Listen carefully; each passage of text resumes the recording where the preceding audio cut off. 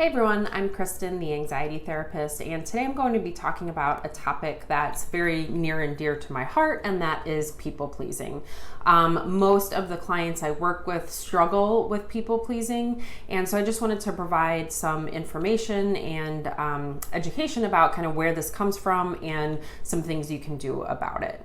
So people pleasing is basically a learned coping response. So a lot of times this stems from childhood, and maybe our caregivers were kind of inconsistent in meeting our emotional needs, or we were conditioned not to be a burden, and we sort of have this perception that we're more liked if we're the quote-unquote easy child. This also means that our self-worth is often tied to kind of being the good child who follows the rules and meets others' expectations.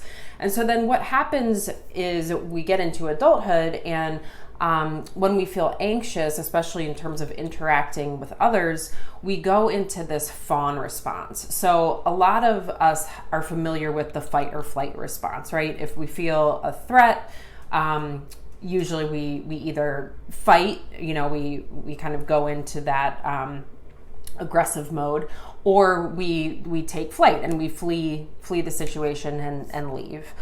There are two other responses, and that is freezing. This is when we get kind of paralyzed, or fawning. And this is when we appease others and try to pacify this threat to maintain a sense of safety. So a lot of people pleasers tend to be very conflict avoidant.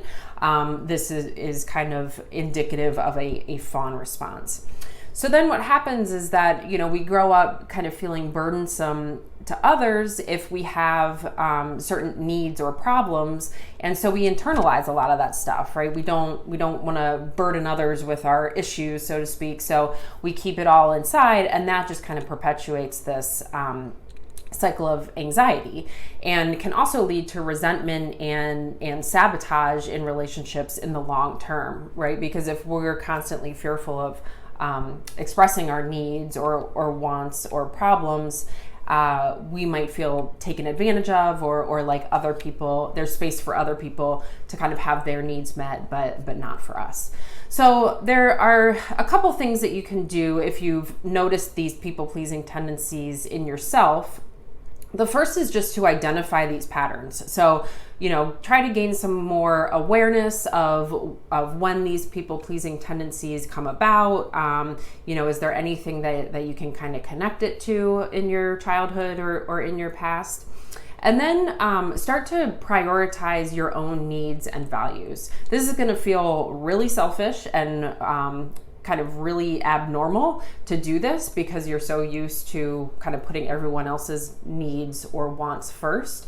But start small. Start with something that's, not super high stakes, and just practice, even if it's just communicating your needs to another person. This is going to be a really important step. And then lastly, you're going to want to set boundaries and practice saying no to things, right? We often are so quick to say yes when we have people-pleasing tendencies that we don't really take a beat to check in with ourselves and ask if it's really something that we want or need to do. And so we overcommit. So the third thing is to really just be clear on what you want to be saying yes to, and practice saying no to things. Again, this is going to be very uncomfortable and feel a bit selfish, but in order to make change, some discomfort comes with that. But in the long term, you will be very happy that you did. So I hope this helps and clears some stuff up for you, and I hope it provides you with some tips on how to move forward. If you do tend to be a people pleaser, feel free to follow me on social media at Cathartic Space Counseling. That's Facebook and Instagram. And then if you think I can help, feel free to check out my website. That's catharticspacecounseling.com. So I put out new content every week. Be sure to follow me so that you have access to that as soon as it's released. And I will see you guys next week. Thanks. Take care.